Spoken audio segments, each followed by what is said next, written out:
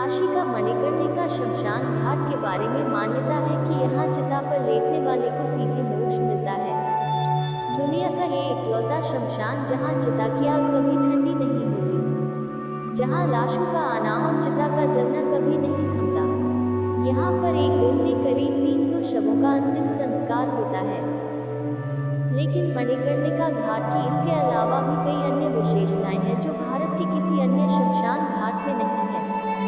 ऐसी ही 2 विशेषताओं के बारे में हम अब तक आप सबको बता चुके हैं। पहली ये कि मणिकर्णिका घाट पर जलती चिताओं के बीच चिता भस्म से खेली जाती है। पहली और दूसरी चैत्र नवरात्रि अष्टमी को मणिकर्णिका घाट पर जलती चिता में सेक्स वगैरह करती है पूरी रात डांस। आज हम आपको इस शमशान घाट से ही जुड़ी एक और अन्य परंपरा के बारे में बताएंगे जो कि यहाँ के अलावा कहीं और नहीं पाई जाती है। आप शायद यकीन न करें पर इस शमशान घाट पर आने वाले हर मुर्दे की चिता पर लिटाने से पहले बाकायदा टैक्स वसूला जाता है। शमशान घाट पर लाखों से पैसे वसूलने के पीछे की ये कहानी भी कम दिलचस्प नहीं है।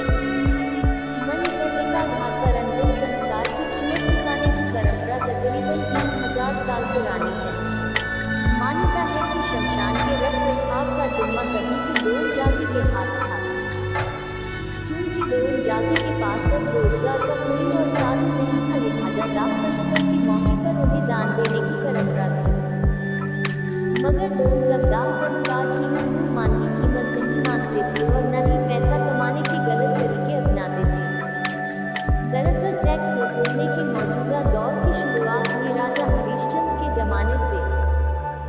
हरिश्चंद्र ने तब एक वचन के तहत अपना राजपाट छोड़कर डोम परिवार के पूर्वज कल्लू डोम की नौकरी की थी।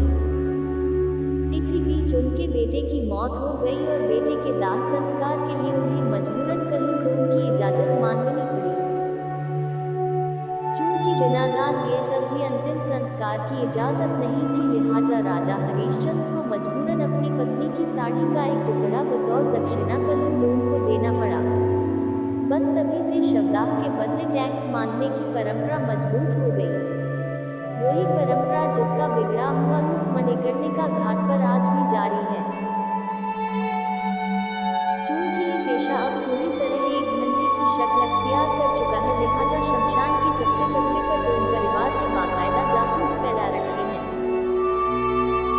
उनकी नजर शमशान में आने वाली हर शव यात्रा पर रहती है ताकि किस पार्टी से कितना पैसा वसूला जा सकता है इसका ठीक अंदाजा लगाया जा सके। वैसे डोम परिवार की बात पर यकीन किया जाए तो मुझे जमाने में उन पर धन दौलत लुटाने वाले रईसों की कमी नहीं थी। उनका दावा